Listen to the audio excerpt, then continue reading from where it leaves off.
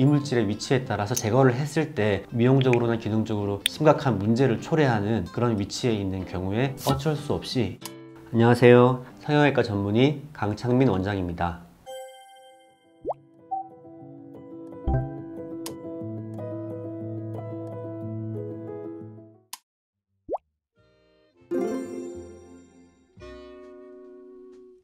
그런 질문이 많이 물어보시는 이유 중에 아마 하안검 수술만 해도 눈꺼풀이 뒤집히는 경우들을 들은 적이 있어서 이물질 제거를 하면 더 뒤집히지 않을까라고 생각하시는 게 아닐까 생각이 듭니다. 근데 하안검 수술도 수술을 어떻게 하는가에 따라서 눈꺼풀이 뒤집히기도 뒤집히지 않기도 하는 것처럼 이물질의 위치에 따라서 눈꺼풀이 뒤집히거나 안 뒤집히는 것이 위험도가 바뀔 수가 있는데요. 일단 기본적으로 눈꺼풀이 뒤집히는 이유가 뭔지를 한번 생각을 해보면 하안검을 감싸고 있는 그 근육의 톤이 떨어지게 되면 눈꺼풀이 뒤집히게 되는데, 근육 안에 이물질이 많이 있는 경우에 이물질을 제거하는 과정에서 무리하게 제거를 할 경우에 신경이 다치게 되면 그 근육의 톤이 떨어지면서 눈꺼풀이 뒤집힐 수 있을 것 같습니다. 그래서 이제 수술을 할 때 최대한 신경이 다칠 수 있는 부분의 이물질은 조심히 제거를 하든 아니면 좀 남겨놓든 그런 식으로 해서 최대한 이제 눈꺼풀이 뒤집히지 않는 결과를 내는 것이 중요하다고 생각합니다.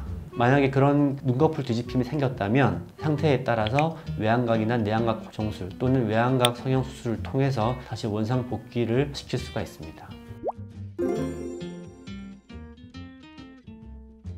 상황에 따라 좀 다를 수 있고요. 이물질이 깔끔하게 제거가 잘 된 경우에, 또 그 이물질이 크기가 그렇게 크지 않은 경우에는 이물질이 들어있기 전과 비슷한 상황으로 회복이 되게 됩니다. 그런데 이물질 주변으로 어떤 조직이 더 자라거나 그래서 처음 이물질을 맞았을 때보다 그 부피가 늘어져 있고 또 그랬던 시간이 5년, 10년 이렇게 시간이 많이 흐르는 경우에는 다시 수술 전과 똑같은 상황은 좀 아닐 수 있습니다. 가령 눈 앞에 피부나 안윤근이라고 하는 근육이 좀 늘어나 있다라든지 그렇게 될 수도 있습니다. 제거를 다 했음에도 불구하고 불룩한 느낌이 좀 남아 있을 수도 있고요. 반면에 제거가 어려운 위치에 있는 경우에는 일부만 제거가 됐을 때 좀 울퉁불퉁한 느낌이 회복이 다 된 뒤에 남아 있을 수도 있습니다. 기본적으로는 눈밑 지방 재배치나 아니면 하안검 수술하고 비슷하다고 생각을 하시면 되고요. 이물질이 깔끔하게 제거된 경우에는 대부분 울퉁불퉁하지 않게 회복이 됩니다. 근데 아까 이제 말씀드렸던 것처럼 이물질의 위치에 따라서 제거가 힘든 위치에 있는 경우에 그런 부분들을 과하게 제거를 하려고 할 때 문제가 생기는 것 같습니다. 그래서 그런 경우에 어쩔 수 없이 일부만 제거를 하게 됩니다. 그래서 회복이 다 되고 나서 2차적으로 뭐 지방 이식을 통해서 그런 울퉁불퉁한 것을 보완해 줄 수 있을 것 같습니다.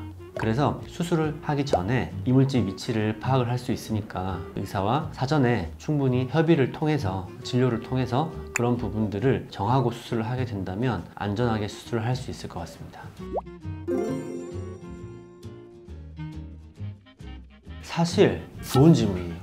왜냐하면 사실 제 입장에서는 제일 보람된 수술이긴 합니다. 제거하는 과정은 솔직히 말하면 힘듭니다. 이물질이 겉에서 만져졌을 때 그게 한 덩어리처럼 보이지만 사실은 근육 안에 들어있는 경우에 각각 따로 뭉쳐서 여러 덩어리로 있는 경우들이 사실 많습니다. 그렇게 했을 때 그것들을 따로따로 다 제거를 해야 되는 경우가 있기도 한데, 그런 경우에 시간도 좀 많이 걸리고 쉽지는 않지만 제거했을 때 환자분들의 만족도도 좋고 저도 이제 제거하면서 기분도 좋고 그런 게 있기 때문에 사실 저는 수술을 좋아하는 편입니다.